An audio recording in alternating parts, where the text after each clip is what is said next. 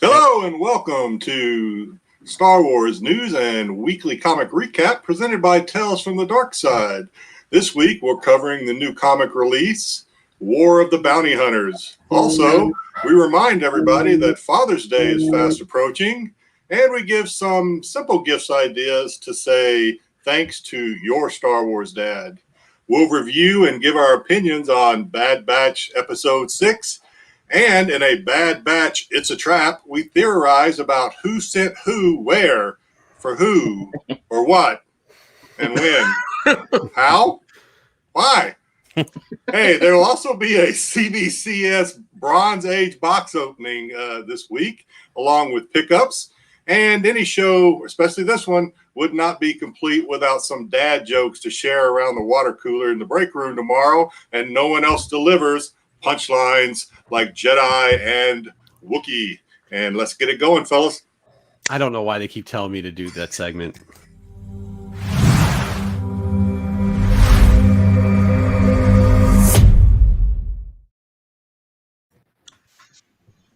As usual, good intro. We got a lot of stuff going on. I know this is supposed to be the Star Wars hour recap that now is the 2-hour recap. Mike's with us. We're going to try to keep it to an hour. Jedi, do we have introductions, sir? Yes, sir, we do. Jedi, let's give them the people what they want. All right, so many this week. I'm reading them as usual. Shortly after adopting an adolescent pet Rancor, it chewed off his bumper, turned his lawn yellow, and all the neighborhood cats disappeared. It's Macho Man Marco. Speaking of Rancors, who would win in a fight, a Rancor or Acklay? There's no need to answer that. That was just an argument overheard between this guy and his beard. It got pretty heated. Welcome the mighty Solo Wookiee. And he starts every morning with a cup of calf and blue milk on his Cocoa Puffs. And then he dishes out nuggets of collecting gold almost every day. Pete Renovision is here. Recently, this guy and his wife placed second in a cosplay contest as Darth Vader and Ahsoka. Judges later stated they could have won. The costumes were perfect, but his wife was just too short to be a believable Darth Vader. It's Mike Morello. Known to chill out in Vader's meditation chamber, when the Supreme Commander is away, he once burned popcorn in the Dark Lord's microwave and ordered pay-per-view on his DirecTV. He blamed it all on his buddy Gary, and he got promoted. He's Leaky Trooper. And we're just happy this crew member can join us this evening after throwing out his back dancing to Star Wars Disco earlier this week. Doing the booty bump is a young man's game, JJ. Let's hear it for the resilient JJ Maxwell. That's awesome. That's amazing. And he lost most of his lightsabers. And this guy's lost more lightsabers than Obi-Wan, Anakin, and Luke combined. Not dueling in a battle. He just can't remember where he put them. He blames his wife most of the time. It's me, JJ Jedi Johnson. 22. You're still thinking about JJ dancing, dude. We all can't get it out of my head. Between that, I was like, "Oh man, he's doing the Ahsoka with Mike thing. Good stuff. Good job." Hey, Ruben, great. I enjoyed. Welcome everybody from the Tales from Foos channel and from Renovision. Also, just want to throw it out there real quickly. Astro Wizard, I like what you're doing. Thank you very much for helping promote our show. Big shout out to you, brother. We appreciate it. If that intros weren't crazy enough, we're going to have a little bit of a crazy show. Now, listen, don't knock us too bad. We're going to get into it really quickly because we do have a lot of stuff. Well, as Jedi said, he's got some unboxing he has to do. And if you remember anybody before who's ever unboxed anything on this channel, we don't unbox ahead of time. So we just hope this doesn't go that route because this is going to take forever. All right, let's get right into it. What do we have this week? We have, I think we're starting off with the comic book review, correct? Yes? Yes. All right, let's share it. Let's talk about it. I hope I actually am not going to, I want to know everybody's opinion, what they thought of this book this week. Because, I've been talking about this book for a month and telling everybody how good I thought it was. How am I? Okay, I'm not good at doing this stuff. Did I just stop sharing my screen? Okay, awesome. Doing stuff. So, I don't know how. Right, I don't know how you guys felt about this book. I know that I got a couple of texts throughout the week as it was going on. A lot of people were telling me that they're like I was right, which I always like to hear. They're telling me how they really did enjoy the book and it was a great storyline. Is anybody disagreeing with that? Did anybody have a problem with the storyline? Was everybody kind of all in on the storyline? I liked it. I was a little tepid at first because of the prelude issues. I wasn't really thrilled with, but I'm getting into it now. I like this issue. I will say I hope I didn't spoil it too bad. We were trying not to give away some of the stuff that happened in it, but let's run through it real quickly. Obviously, a bunch of covers and cool covers. I know, Mike. I know. You don't like the one in the middle. I get it. But I think all these covers were good covers. I got a couple covers of them all. I love the yellow and the glow stuff that they're doing, right? You saw Mayu do it in that High Republic book. And then you kind of see this here for the variant for the Bounty Hunters War with Boba Fett's action hand. Thought both were really cool. The Last Dragon look? Bruce Leroy there? Yeah, right. For some reason, the Christus on the Christopher, that probably is the cleanest book I've seen. I don't know if you guys picked that one up, but it was actually really clean. Some of the other action fixtures, sometimes, I don't know maybe it's because of how the print goes on the paper, but it did not look so great. So that's all I got to say about the covers. Love them all. As you know, we've kind of been alluding to this woman that's in the hood before. Obviously, the plane looks familiar, even though they did change around the name of it. She ends up getting Han Solo. She was the one who paid for the people to steal Han Solo from Boba Fett. Well, actually, from the guy who was fixing the carbonite freezing of Boba Fett. She's wearing crimson boots and crimson gloves, and her spacecraft is got crimson to it. They go Who inside. could that be? Yeah, I know, right? Like, come on. Yeah. So they go inside to the bar. Boba talks about how somebody stole his property and he's going to get it back. Very interesting. I decided to bring up these two panels here real quickly because if you look, it looks like Embo's in the bar. And I just like that character, and I hope they do more with him. I hope that's one of the characters that I hope when Bounty Hunter Wars come back, they actually do something about it and bring his dog wolf thing back too, because I always did like that. And then the other character kind of looked like Yoda, and I took another deep shot. And if you actually look at it, God, it doesn't even look that good here. But when you look at it in the comic book, that actually looks like more hair and green hair, not like white hair. And it's probably not Yoda too, because a little bit too tall. So, but I knew it probably would come up because sometimes I think somebody called a blue Yoda one time Grogu or something, and a yellow Yoda, or I don't know, whatever. Anyways, just to clarify that before it starts getting a little sticky, because people do read a little bit too much into these books. But I found this conversation pretty good. The writing was done well. The coloring was awesome too. There's kind of like this shine glow to a lot of it. They get two young bounty hunters in here. I mean, the backgrounds are dope too. There's a couple other characters I thought might be in here, but I didn't want to just start speculating on every character they might have in the background. But these two young bounty hunters see Boba Fett, and he gets the feeling that they're looking for him. He sees him in the background of whatever that is. If that's a glass or a napkin holder or whatever, ends up shooting, killing them, because that's what Boba does.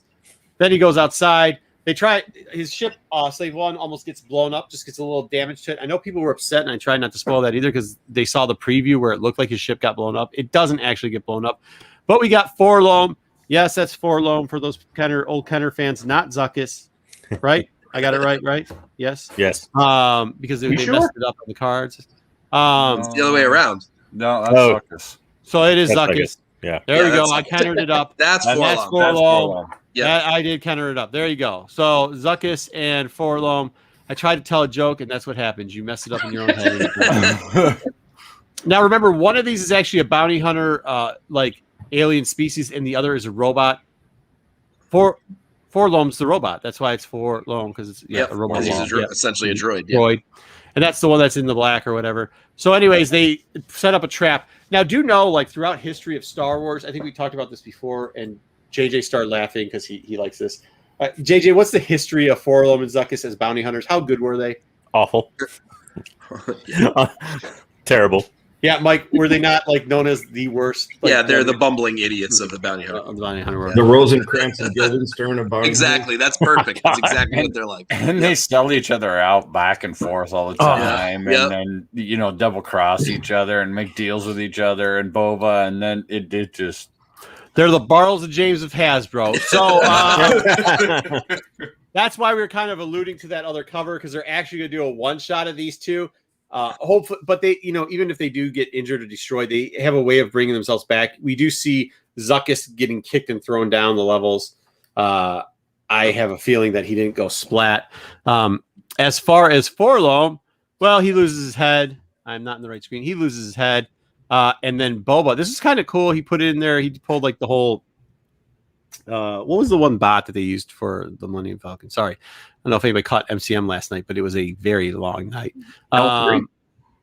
Yeah. So kind of same thing. Used that his head to go see who was putting bounties on them, everything else. Led him to Jabba's palace on Tatooine. And then whoop, if you look at the panel right here, he throws the head over the edge. So I have a feeling that that Zuckuss is somehow going to come back, find Forlom, and once again for the 860. I don't know how many times in canon he's rebuilt him, but he's going to rebuild them. Another point that we kind of been talking about a lot lately and came to fruition here.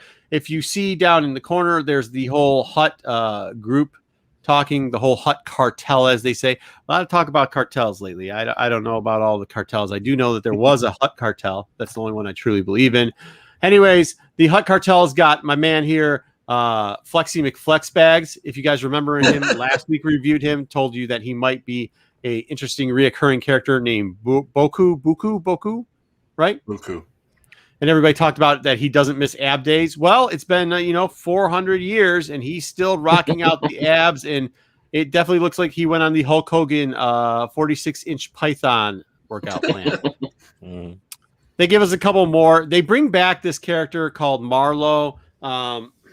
He's interesting. But Marlowe does say one thing. While Flexy McFleckbags is yelling at him for falling asleep, Marlowe wakes up and he's dreaming about the High Republic. He brings up the Chancellor and he brings up her two cat dogs. Some people took this as a reference that was who was in the hood when people were releasing this. And by the way, you should never leak stuff from Diamond because Diamond account numbers are on there and they will ban your account just for future reference people. However, people thought that would be they're bringing the Chancellor in, the High Republic's going to get in here. No, I believe if you read the actual book, this is interpreted as he woke up from a nap and he's just dreaming of the High Republic, correct? Yep. So they could put Tanson. Good. Jabba's there. Now, while we're talking about this character, and once again, if you've seen some of our other shows, we do think that he might, I do at least, I think he might show up in the Book of Fett because Boba Fett has to go and find somebody. He's mad at somebody. We think Crimson Dawn might have a flavor. This is another guy who might have a little bit of a pass for that too. So that's kind of cool because I always love Hutts. Then we get the big reveal that none of us, but we all saw coming, right? Even the chat, I think, sees this coming. Turns out the hooded lady is part of the Crimson Dawn. Sorry, there's no high res scans of the back half of the book, so we had to take this with my flip phone and then transport it through AOL Time Warner, and this is what we got. So it doesn't just turn out that they have a conversation why you care so much, and she says because blah blah blah blah. Pretty much infers that she knows him, and we get to see who else but Kira, whatever. I'll still say her name wrong 100 times over. I believe it's Kira, but whatever it is. And there you go. That's how it ends.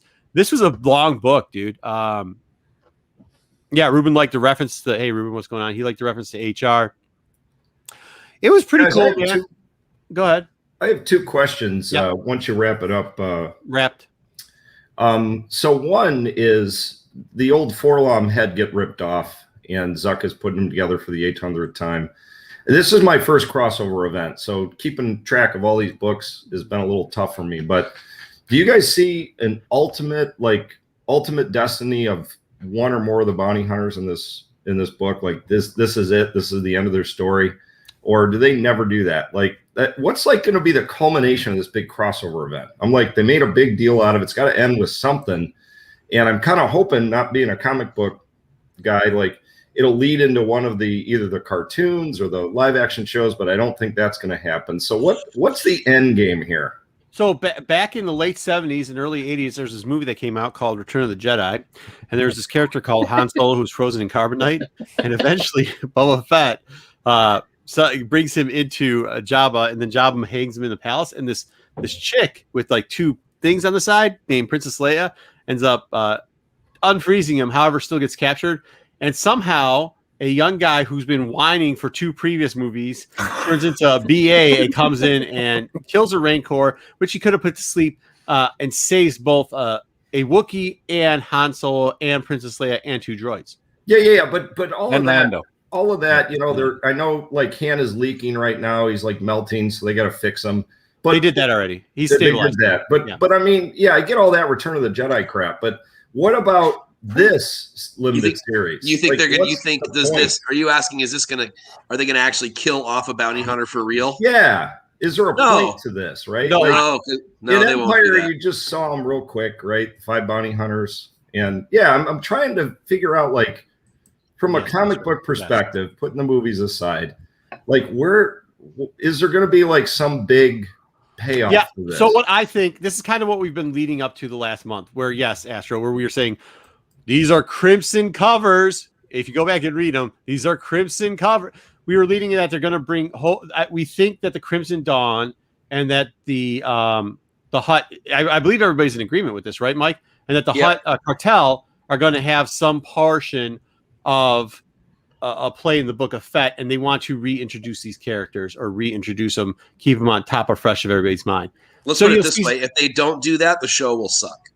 Yeah, I mean they got to do that. Yeah, because even like in the description they said that he's going back to deal with some stuff, and this is a story. When you look at Fett's stories, besides maybe a couple people that had wronged him when he was young, including one guy that got thrown out a window who may or may not be dead, this is definitely an error where they stole his bounty, right? Like, and then they tried to kill him, and actually the story isn't just that they stole his bounty. He is a bounty right now too. So when you see that and you see everything going on, yeah, there's a very, very likely, there's a lot of scenarios out there that could play very likely that you'll see a Valance, that you'll see a Kyra, a Kira come back, of course, Crimson Dawn, and that you can see the Hutt cartel too, which I maybe the Hutt cartel, I don't know. You guys got to tell me. I know you guys are kind of 50-50 on that. That's my fantasy is, seeing a yoked Hutt just like ripping and coming in, and, you know what I mean? Like in Book of Boba Fett, that would be sweet. Yeah, that'd be super dope. Like an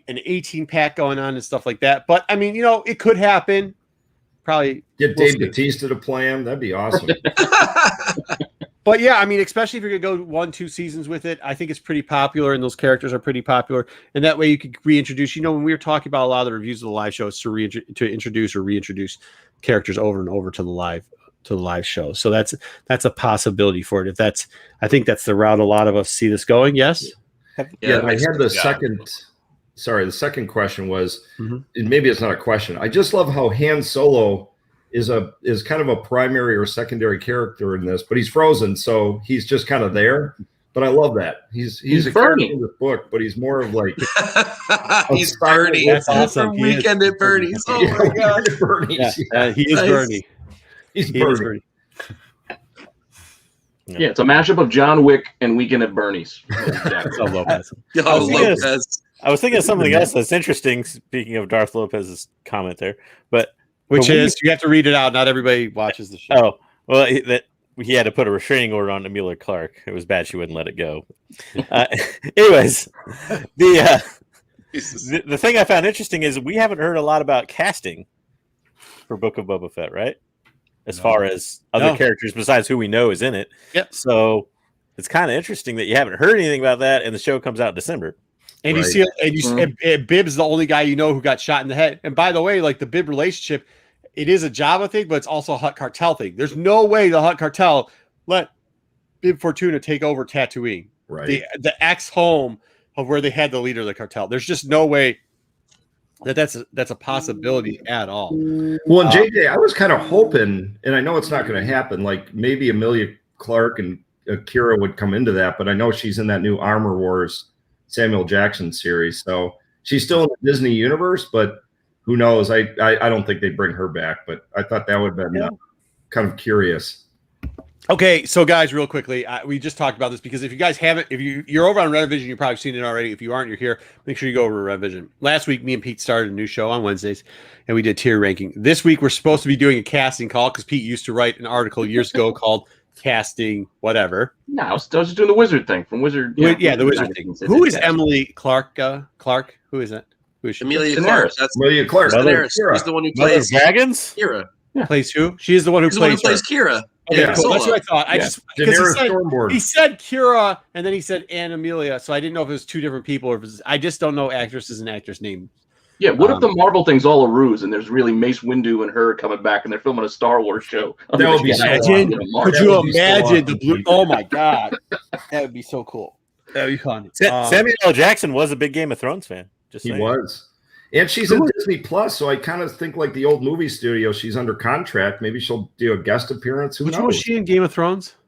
She was Daenerys. The blonde Daenerys. Daenerys. Oh, she was Daenerys? Yeah. Yeah. Oh, no crap. All right, cool, man. The blonde hair Sarah fools you Connor a in little bit. Yeah. A moment of silence while everybody remembers the birth of the dragon scene. Yeah. All right. Anyways, let's move back on. We're not going to play weird stuff that Marco doesn't know today. I was actually I was pondering whether or not Buku actually went to the vet or the doctor. I bet it's the vet because his pythons are looking sick.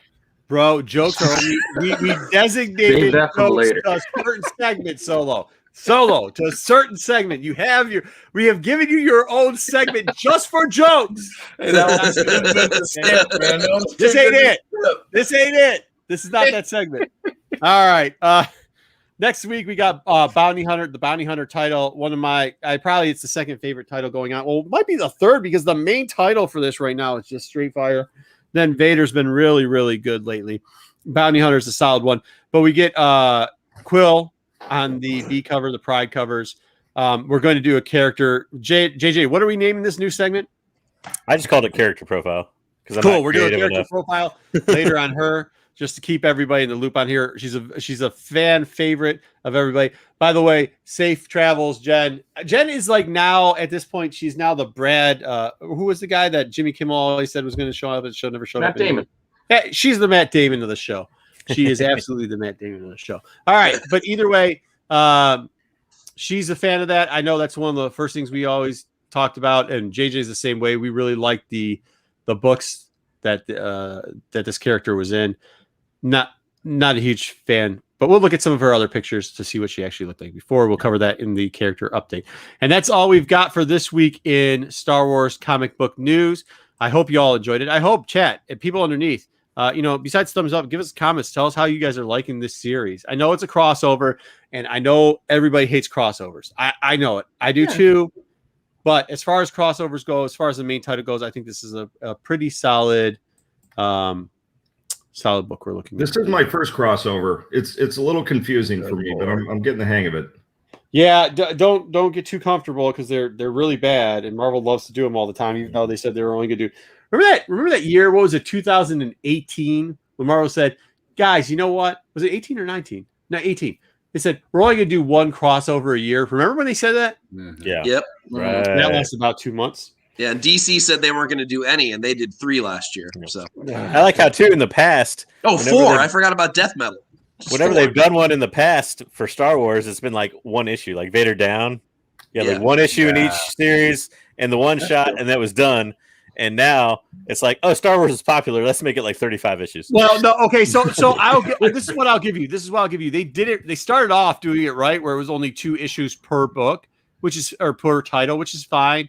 Shouldn't be much longer. But now with the Zuckus one shot, and I'm like, oh crud. That's where the crossover came from. Yeah. And an alpha and an omega issue, and yeah. And just to maybe everybody knows this, but it's 5 issues in the main miniseries, right? The War of the Bounty Hunters, and then all of the other issues will basically be 5 months of crossover stuff. 5 or 6. I thought it was 5 or 6. I think it's 5. Long. Maybe it's They're 5. really dragging it off. Yeah, because man, that's gonna last 5 months. That's like what, a half a year in like comic book world. What is that like? Same, right? 5-6 months. Mm-hmm. Yep. 5 issues, 1 per month. Ish, something like that. Yeah, or if you're DC and you're doing metal, it takes 3 years. Yeah. Or Doomsday Is metal Clock. done now? Or Doomsday Clock. Oh my Doomsday gosh. Clock. No, Doomsday Clock was 10 years. 10 years for So Doomsday. bad. So bad. It was bad. All right. But that's DC, and that's why whatever. All right. Next up, we have got pickups. Jedi will go last on pickups. So if you have pickups, I should have gone around the horn before, but once again, yesterday was a very, very long and interesting day. So if you have pickups, we'll start with you, Pete. Pickups?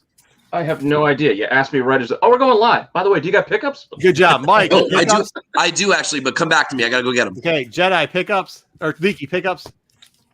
Good. All right, Mino. Solo. Give me 5 books. 5 solo. So from Hartman, I actually got my Walmart, right? And then he tossed this bad boy in. Oh, now, nice. is it me or are we starting to see a lot less of those blank variants? Mhm. It just seems like I'm not seeing as many blanks as I once did. No, well, Maybe I mean, it's just cons are me. coming back up. If you see I the was about to say, cards, I wonder if it's because there's no cons. yeah, people are starting to do That's it. true. You know, right? Actually, last year they used to be eBay sellers that would sell like whole stacks for stuff, but it has changed around a bit, and it's been getting better and better. Yeah, is it because of that, or is it because they got weird and they started doing? Well, let's just do an all purple cover for Joker, and let's do a spider web background. That's Yeah. blanks, and they're not really. And let's blank make the anymore. let's make the blank one like a 1 in 200 variant. Exactly. So big Hey, shout out. You know, to there's that Hartman one. Sports There's that Cards one on. Sorry, in the chat because that's who I got those from. there you He go. hooked me Huntsman. up and he had Good to some. see you. So thanks and good mailing, good shipping, great deal. Perfect stuff. Hey, every time Solo says something, I think there's some double entendre in there. Like, I can't. I'm waiting for the punchline. I'm just waiting. Every time he Once says again, something. he's restricted to doing jokes. He will be silenced if he leaves the joke section, which is at the end of the show today. But this is it. Yes, say hi to Hartman. We appreciate everybody's support. Hartman Sports Cards. Apparently, Solos use them, so check them out. Darth Lopez, Ruben, always great. He's great. Astro, we already said thank you very much. Make sure you're checking him out on. Ironically, I got mine from Invite to Raid 666, who's in our chat sometimes too. yeah, Yeah, he's got good books. Yep. All right. Who else we got? Dusty's here. Dusty, always good to see you. Fisher, Shannon, how are you? Ish, sobered up from last night. Is that an option? Because if that happens, let me know. All right. It's just different levels at this point in my life. Where are we going next? Oh yeah. Hey, before we leave pickups, I know it's yeah. not a comic pickup, but check out my channel. I hit a garage sale. Lego. This is garage sale season, and there is some serious Legos out in garage sale. I don't know if it's from pandemic or whatever, but check out my channel. I got a big garage sale haul, but I haven't been out to Comics Corner yet to pick up my my pulls. So You mean people, parents are sick of stepping on Legos now. They thought it was a great idea for kids, and then all of a sudden, when their feet just got ruined, they're like, "No, yeah, it's time to go." Awesome. All right, so back up to Mike. Mike, what do we got? I got some vintage. Vintage. Yeah, I got a Oh, nice. R2 Yes. sensor scope, unpunched, real nice bubble. Nice. Got a See the super bubble. Can we cheap. see the bubble a little better on that or no? Ooh, Little yellowing, but that's solid, man. That's not solid all the way dented. around. That's good. That's Wow. awesome. Yeah. Coloring too. All right, that's nice. This one was Real not. nice. This one was a little crushed, but I got it for $20. So Get out also, of here. Also unpunched. Yeah, I know. Exactly. So real nice straight card, unpunched, but the bubble's a little on the crushed side. But otherwise, the big boy is this one. Oh, nice. Ooh, Han with nice. the metal. Yeah, I like it. Is sealed. Wow. Yeah, baby. Unopened, nice. And this has never even been bent. And he's totally Mm. wearing Was it bent? Chewbacca's metal. Wow. Yeah, this never got folded. He's wearing Chewbacca's metal. Yeah, Crazy. so that's one that's eluded me for a really long time. And now Yeah. I just need IG-88, which will cost me $72,000. Metal. But anyway, that was my week. Perfect. All right, and then last but not least, wait, JJ, did you have JJ or Yeah, I no? had some. I had some. I'll go quick. JJ, you got Nice, some? Mike. Yep, I got some. Go ahead. What Okay. is? Of course you do. So- What do you got?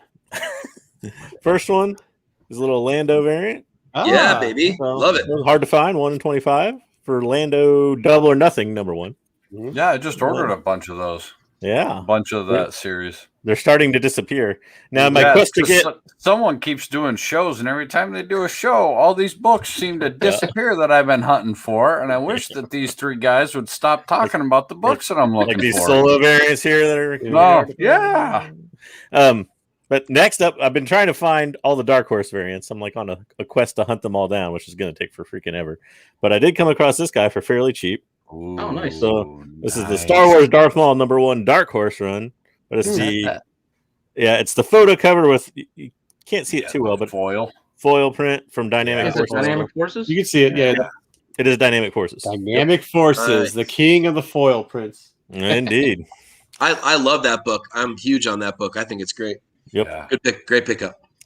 And then I'm also picking up Star Wars Adventures variants, which is also going to take forever. But so this one here is the Comics Dungeon variant for Star Wars Adventure #1. Nice.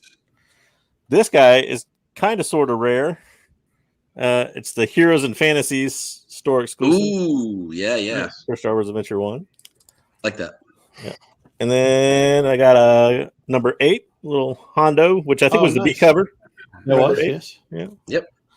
And then little Imbo. We mentioned Imbo earlier. This is right. 1 in 10 incentive. He's not on the cover, unfortunately. He is on the cover, though. Yep. He's on the B cover, I think. On the B cover. And this one was actually shockingly rare, and I found it for pretty cheap, so I'm happy. But this is Forces of Destiny, Leia, but it's the 1 in 20 incentive. 1 in 20, yeah. Which is the only one to have a 1 in 20 in that run of Forces and Destiny. Everything else was a 1 in 10. And then I probably paid way too much for this guy, but getting all those Galaxy's Edge variants, I had to pick it up. So it's Cool. 9/8, second print of #4. Oh, that's nice. With the Afro cover. And I think it's Hondo in the front. And Hondo. Sure. It's Hondo. Yeah. It's Hondo and Afro on it. Yeah. So. Mm-hmm. That's it. Droid. That's a good Cool. cover. Great That's set of stuff. Mm-hmm. Nice work. Stuff, JJ. All right. Is that it? One. I Pete. found one. Okay, we're moving Pete. Just Pete does one. videos of pickups. So, let's see what he salvaged for us. Speaking of our show, this one is Ben C's fault because I thought I already had it, but I had to get another one. So I did get the 1 in 25 of the Empire Ascendant with the Afro riding the Tauntaun. So after you guys did your show, because I've been looking forever, and I was like, that's it. I'm just gonna go on eBay and buy one. And I found one, and I was like, okay, I gotta wait 24 hours. They're gone. Every single one on eBay after your darn show came out, they're gone. I was like, ugh. It is a thing. That's the thing too about talking about comics. And we tried for the longest time on this show not to do it too much, but it doesn't matter, man. As soon as you talk about them, they're all gone. And we try to. Thing is, it'll come back around though. Yeah, you'll get them again because it gets a high point right now, and the next thing you know, there'll be a couple, but somebody will. Everybody who has one now, after everything got cleared out, will now throw theirs up to sell because they want to get what everybody else got, and they won't be able to sell them as easily or quickly because the market's been fulfilled and. There's a few that won't do that. Like Ahsoka won't do that. No, there is. There's always the one that puts it up for $1,000. There's always that one guy. Yeah. Every book's $1,000. Every book's $1,000. So, all right, cool. Well, there we go. We got some good stuff, except for the biggest one of the day, Jedi. Let's see if we can make this one work. Okay, I'm going to try this. We're going to see. Just keep a list. That's a good idea, Ruben. That is exactly what you should do. Keep a list. Keep a memory. All right, Jedi. So, what do we got going on today? All right, so I sent in to CBCS 2 sets of Bronze Age Star Wars 1 through 6, 2 number 42s, First Boba Fett, and 1 43 First Lando. So these are not. I'll do a little disclaimer. If for those of you that are used to watching these unboxings where people just pull out 9/6s and 9/8s one after another. This is not going to happen for these.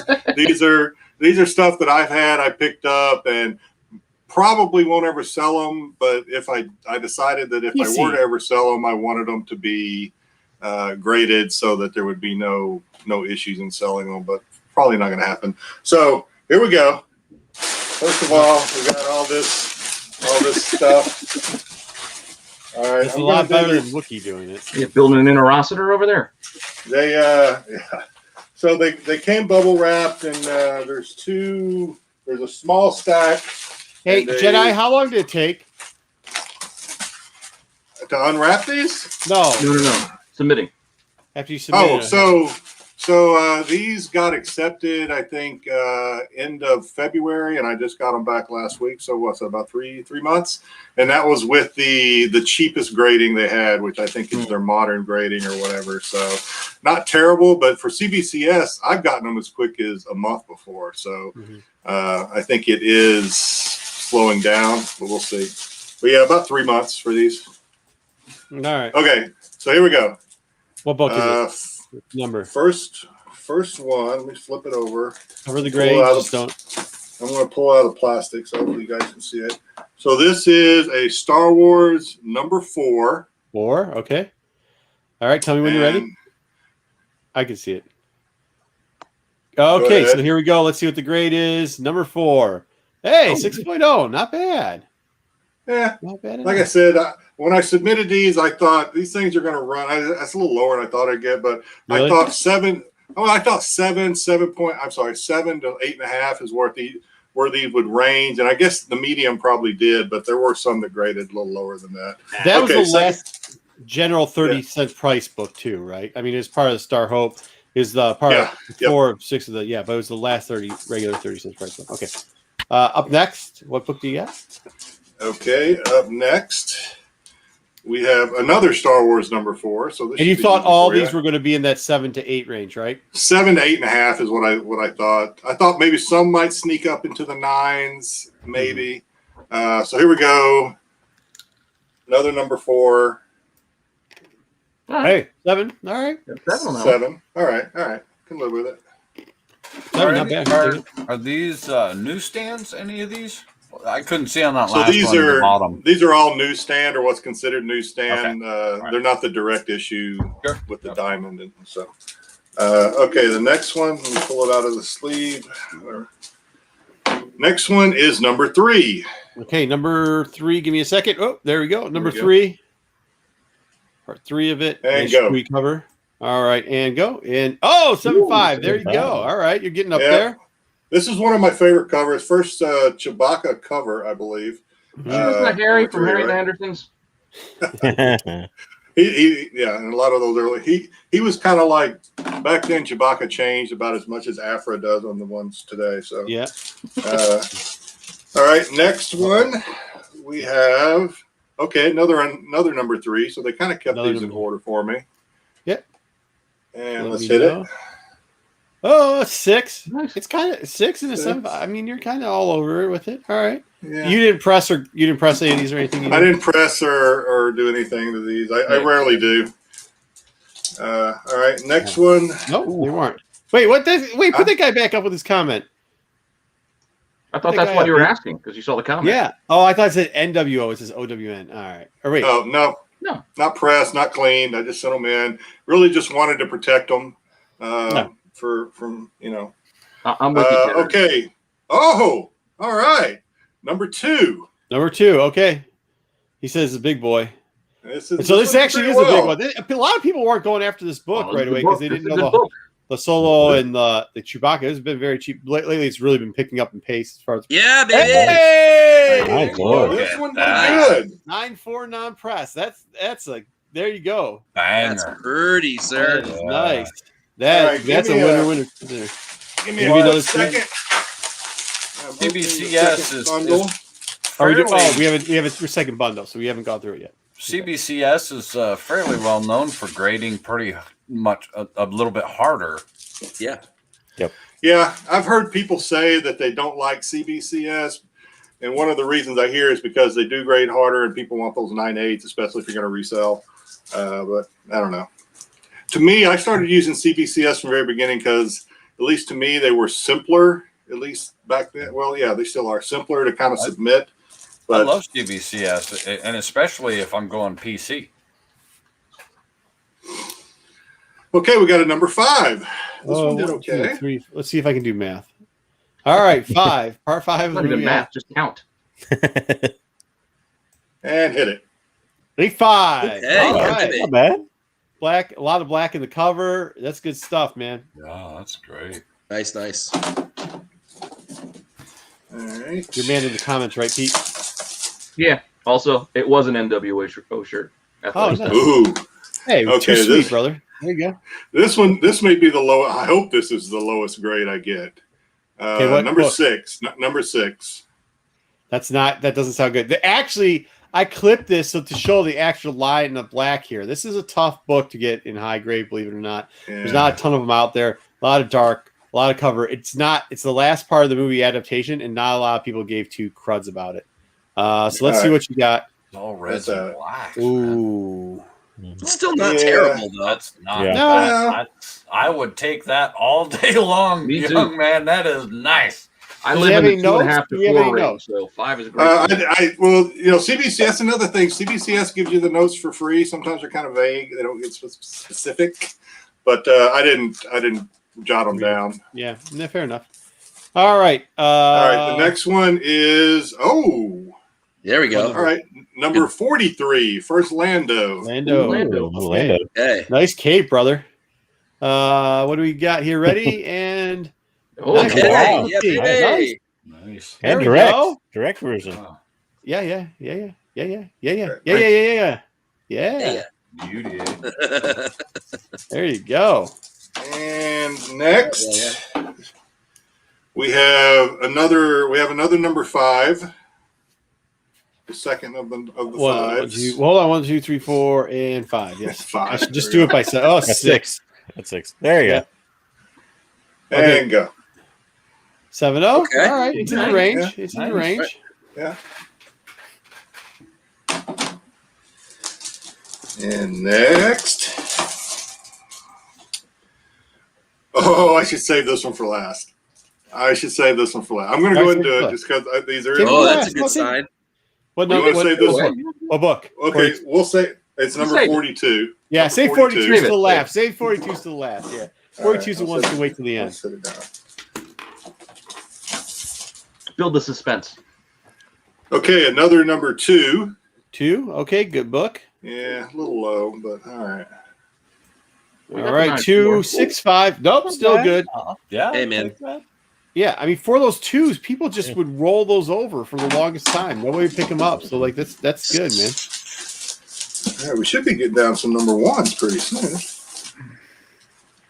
There's no number Yeah, 1. there we go. Number 1. All right, I can live with this, I guess. All right. Yeah, Brutal cover. Brutal. let's hit it.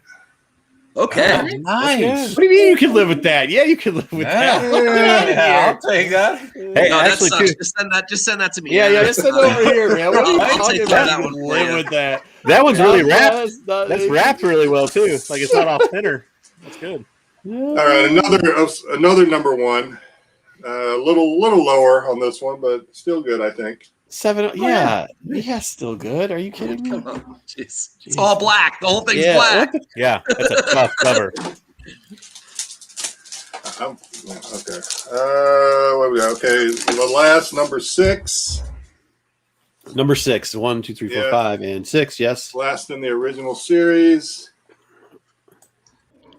That looks 9-2. Okay. Nice. Oh my god. That is really Yeah. nice. That's a nice bump from the, what was the other one, a 5? The other one was like Yeah. a 6 or something. I don't know. 5 or 6. Yeah. Wow. Nice. There you go. hit on that one. That's- Okay, the only. Oh God, You yeah. should have 2 242s. This is and this a 43. one.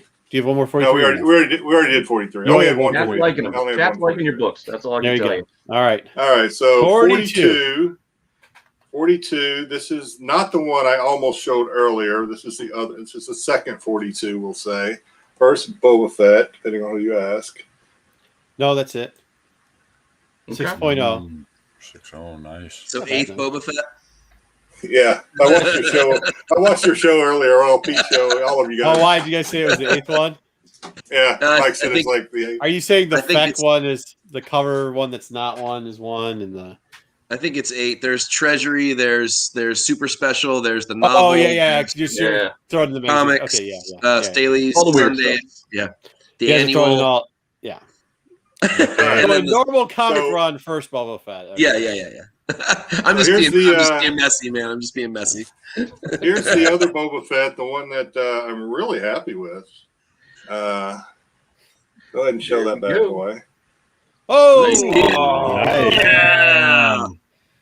Yeah. between I know there's a couple there. You were like, I'll take those L's, these W's between 1 and 42. Man, you guys you're cleaning up here, buddy. Yeah. You win, brother. You win. That's a great one. Oh, I appreciate it. Going back to Now they're 6. That's a lot of good stuff. That is a lot of good stuff. For a total of $1 million. Nice books, Jedi. Hey, Jedi, I got a really dumb question. What the heck is pressing? I keep hearing you say they weren't pressed. Is that something you do or they do it? It's both. I'll let somebody else explain that because I've watched it. I've heard people talk. I've never done it. I've never cleaned. I've never pressed. One of these days I might. So there are people that use pressing machines to do pressing like a t-shirt press. It's a t-shirt press. A lot of times it's a t-shirt press. You can do them cold. You can do them hot. You can do them with moisture or not. You got to watch it when you do it. It's a little bit of technique. Takes a little bit of learning experience. They will send it out to their parent company. CGC will send it out to their parent company to do it too for you if you want to. And then cleaning is what it sounds like. Cleaning, there's a couple of ways to clean. I won't give away secrets, but there are ways to clean, especially the white areas of a book. Sometimes take away ink, depending on what it is. Like some inks, like especially ink pens and stuff like that, you can take away. So you can brighten them up and clean them up a little bit, get dirt off. Sometimes you get ink and pencil and stuff like that off too. There are ways to do some of that. Even ways to take tape off, although I don't recommend it. Nope. And then of course, then to press it to flatten it to get at least some of the finger mess off. If you do it right, sometimes you can pull fingerprints. You can get the wave out of it. You can, depending on how good you are. Yeah, you can readjust the spine roll. The book's got spine roll. It's kind of became resetter. Now, Leaky, for the grading, it's become the standard. Like the thing about it, especially with older books, is people aren't really sure how heat/moisture and heat presses are going to react to books later on down the road. This is a fairly modern thing. Yeah. So we don't know 10, 20 years down the road what those kinds of processes are going to do to some of the paper and inks on these books. So for PC, a lot of people don't press their books. So if you're wondering why maybe he didn't press his books, that's a possible reason why a lot of people don't do it. Is we're not really sure what that could do to a book we want to keep forever. So to be honest with you, it's like one of the ways that they weren't like, back in the day they used to micro trim or trim stuff. They used to color touch and stuff like that, and that became a big no in the industry. But the one thing they've kind of let you actually cleaning was too for a long time. When pressing first came out, it became a debate like, should we be doing this? Like, is it manipulation of the books or not? But when you're getting, I was just to say, I've thought in the past, and this might be an argument starter, so we won't go into it. But should pressing and cleaning be annotated, kind of like you would restoration? So there was actually, when they first started doing it, that was the big debate, right? Like it had gotten pretty nasty back and forth. But then finally, like the companies that were grading started offering the services because they saw. Yeah. Oh, see, now it works kind of reverse, where people say unpressed as like, hey, it's a 9.4, but it's unpressed. So maybe you can crack it, resubmit it, and make yourself more. So there's a fine line too, because what's to stop you from putting a book down on a flat surface and stacking 72 books on top of it for a year? You're technically pressing the book. Well, it's a little bit different. It's a little bit different. I know. But if you're not using heat, if you're just doing a cold press on a book, that's really all it is. There's a little bit of tech. I might disagree a little bit on that because there's a little bit of technique to cold pressing. Well, I'm not getting into technique because I don't want to give people secrets away, but because there are people that make a lot of money off this right now. So I think doing that would be the same. There's some people. Yeah, between that, so that's it. People are pretty much doing it, and it has now become the standard for grading because the grading companies do it. And probably, I see. To be honest with you, I've had grading companies do it before, and they aren't as good as some of the people out there doing it for themselves. So there is a thought. Oh, sorry. Go. There is a thought that if you let the grading company do the pressing for you, that they sometimes give you a little bump in grade. Yes. Sometimes. But if you get a good presser, I think it's just as good. But Jedi, sorry, one last topic or question on that. You said annotate it. When it gives a grade, does it literally say on the grade if it was pressed or not? Unpressed? Pressed? No. Okay, gotcha. No. So you could. I was referring to if something's been restored or something with ink touches or trim, whatever, they'll annotate it. Does pressing kind of fall into that same category? Gotcha. All right, so this is also the tricky part. Gotcha. We're losing the chat. They're talking about what you guys are wearing now. So yeah. We'll get off of this real quickly. What's wrong with my slaughter shirt? Well, The problem with it is what something Pete said, where he's like, it's not been pressed. They're saying it's not. The person who's submitted the book is saying that it's not been pressed. You don't know if that book has or Wait has till you not see been the pressed. back, Darth. Same Hang thing on. with the You gotta with see the comic. back. Can you see the back? All right, so we're going into profiles. Oh, geez, he's gonna knock his whole camera over. This will be Yep, great. That's what we're doing. That's All right. It's the heavy metal hour with yeah. That's Man, we just lost 5 viewers. Good stuff. Speaking of viewers, now we're down. That wasn't to because of the 35 shirt. That was because of my ass. We went down from 40 to 35 viewers. For all 36 viewers that are still in the chat, feel They're free coming to back. give us a thumbs up if you like what we do. We really do appreciate it. Make sure you are checking out our man Leaky Trooper, especially if you're into Legos or Star Wars or just like supporting people who create content here. Make sure you're liking Renovision. Go out there. Make sure you see Mike and Pete and all of them do it. If you did check out last night's MCM, there's a lot more talking about grading books on that thing, and I don't know what those boys got me into. And links below this week is TYTV96. He's a friend of the channel, friend of the shows. He does a great job. He's got a great pickup, and everybody's favorite man. And he'll be coming back. He just has a real tough work schedule. Gonzo, we have Hunting with Toys with Gonzo down there. He had a great con experience, and now he's doing he's getting into. He did the review on the little 3 1/4 inch figures. So make sure you guys check those links out. Pete, I think yours is down there too. So there we go. Up next, hey Kyle. Yeah, Kyle's laughing because we might have stole a credit card and charged some books for a new service of grading. Either way, let's get to profiles. JJ, what profile are we doing today? Who do we got? What's going on? And who's running this show? I got it. Thank you. Today's character profile for Star Wars is YRICA QUELL, or QUELL, depending on how you want to say it, because I honestly don't know. But she is the ace of the Alphabet Squadron. So, Alphabet Squadron is pretty much the... Time out. See, that's what I'm saying. That's what she looks like. You know, that's not what that one cover. We'll get to the other cover, but she's really and you'll notice I kind of repeated the same pictures in these slides. There are not a lot of images of her, so there's not. Yeah. But we'll go from there. She stars in Alphabet Squadron, has a series of novels, 3 novels out now, and she's, I would say, the main character of the novel. There's definitely other characters in there, but it's focused a lot on her story. So she was basically born around the start of about the start of the Galactic Empire. She, interestingly enough, was inspired to join the rebellion originally, but decided she didn't have enough training, so she was actually going to go to the Imperial Academy to learn how to fly starfighters. Decided she would later defect. She actually became one of the most loyal Imperial starfighters and actually climbed the ranks all the way to the second in command of one of their most powerful TIE fighter squadrons. Decided to defect after basically they blew up an entire planet. And basically she kind of got thrown out. Her person in charge told her to get lost. But yeah, but he did that kind of out of sympathy because she was having conflicting emotions about being in the Empire. Fair enough. He actually blew up her ship too. It was actually a very interesting scene. But anyways, so basically due to her fact that she was one of the best pilots in the I guess would call it New Republic of that period, she's elevated to the head of the new Alphabet Squadron by Hera Syndulla, which we all noticed from Rebels, who was a general at that point in the New Republic Army. So, and just so you know, I didn't explain this in any of the slides, but Alphabet Squadron is called Alphabet Squadron because of the planes that they fly, or ships that they fly, which is a A-Wing, X-Wing, Y-Wing, U-Wing, and B-Wing. So that's why it's Alphabet Squadron. Weird name. Good story, though. Anyways, and she's also one of the first major LGBTQ characters that they introduce in current canon novels. So it's kind of interesting. And they do establish the fact that she's basically bisexual, so she has relationships with men and women in the novels. So next slide for me, would you, Pete? Can we ruin that? Because another great character is like her part, or the person she's in love with in that character. Like that Alphabet Squad's got some awesome. I actually haven't finished all 3 novels, so I'm trying to make this character profile. My bad. I have finished the first 2. So she makes an interesting decision at the end of the second one. That's why I'm trying to not give away. Yes, I'm trying not to give away the last book. Okay, good. Yeah. Don't spoil it for me, Marco. Jeez.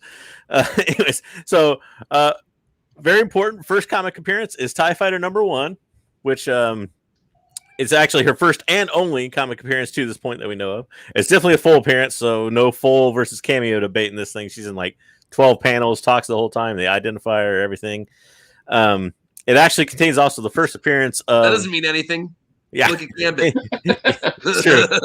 It just matters who's going to define it as what and how many words they're going to put in front and behind the words first appearance. Yeah, but first haircut appearance of her hair with a head and a full shot of her entire body on a Tuesday with drinking blue milk. Okay, go ahead. We'll get the haircuts in a minute because they changed all the one cover. Yeah. But anyways, basically, it also contains. It's an important comic because it actually also contains I believe it's the 5th Squadron of TIE Fighter people, which is actually an entire squadron of TIE Fighter people that they did the whole miniseries on. So there's a lot of first appearances in this book as far as Star Wars characters go. So you basically got a pretty inexpensive. Grandma's in there too, right?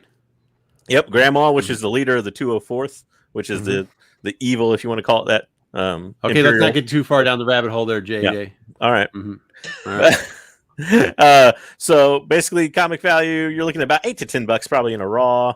It was hard to get sales data on this. There's not a lot of 9.8 sales, but 60 to 70 is where I saw a couple fall. So we'll go with that. So next slide for me.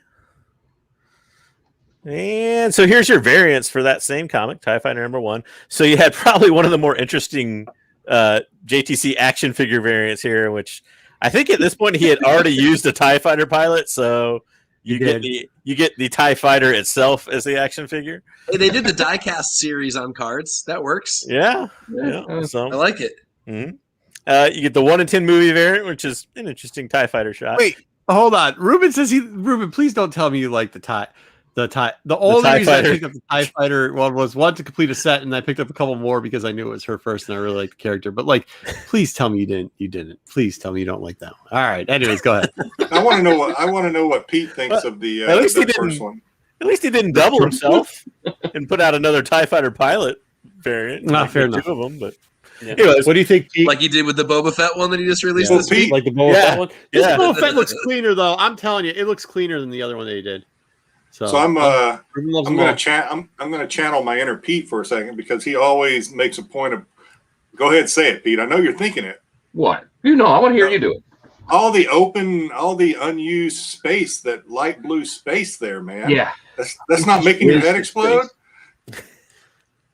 Absolutely wasted space. It's ridiculous. Okay. Hey, it's not for everybody. There. Other covers, you got the 1 in 10 movie variant, which is pretty much just the TIE Fighter squadron flying through the air or space, I guess. I actually like that cover too. It actually looks really good if you see one in person. Yeah, that picture there probably doesn't do it very good justice. And I like the kind of chrome color print they did for the trade dress. Yeah, and it actually looks like they're moving, kind of. I mean, it's really it looks animated though. Is that more like the Rebels, Clone Wars kind of shit? I don't know where they pulled the image from. That's the weird thing. It's such a common it's not image. part of that story. Yeah. Because it was only in a novel at this point. But yep. And this does tie into the novels, this TIE Fighter series, just so everybody knows it does tie in. And then probably the most valuable one at this point, at about $50 to $75 in a raw and much more in a graded, is going to be your #1 character variant, which has YRICA QUELL right on the cover. So it is her first cover appearance and her first appearance. Yeah, that book was hot coming out the gate. People loved. I mean, that's in this TIE Fighter series, I remember the #1. There was a ton of copies for the small little arc thing that they had, print wise. But even it was really popular because of the book and because people like that. And when those, there you go. We saw it in the background, Jay. Yep. No, we're probably going to get into the hairstyle later, but I'm still curious about her hair in this compared to the panel you showed inside the book, because her hair in the book is super short chopped, and then she's got this sweeping mane here. That was a little weird to me. I don't know. This one from Carol Danvers. Yeah, it does look a lot like a Carol Danvers post. Yep. Yeah. I don't know what. Well, let's flip to the next slide for me. We'll get into the hairstyle thing a little bit. So these are other notable appearances by her. You'll notice the 3 novels. So you got Alphabet Squadron is the first novel, Shadow Fall is the second novel, and the third novel is Victory's Price, which I haven't read yet. Don't spoil it for me, Marco. No problem. Each one has a cover on. You'll notice the image for the first novel is the same image on the comic. Different color background, but same image. I don't know what's going on. That's actually another character variant. That is the cover for number 3 in the series. Which her name is for Admiral Pride. What? Which one? The middle one with the mohawk. Yeah, also a good character. Yeah, I can't remember her. I can't never pronounce her name, so I'm not even gonna try. It's don't try it. Yeah, the 3-part name, alien name version. Mm-hmm. Anyways, so I don't know what's going on. I kind of like, I don't know, maybe not as many as some people. The Bounty Hunters 13, which is the Pride Month variant, which is going to come out next Wednesday. I like it. She's depicted a little bit. I love the, I guess, detail on the X-wing and even the trade and everything. The image of her seems a little bit weird to me. In that, it doesn't. That's the only problem I have is the image. Yeah, it doesn't look like it's the hair. I'm like, nope. If they didn't tell me it was her, I wouldn't have recognized it.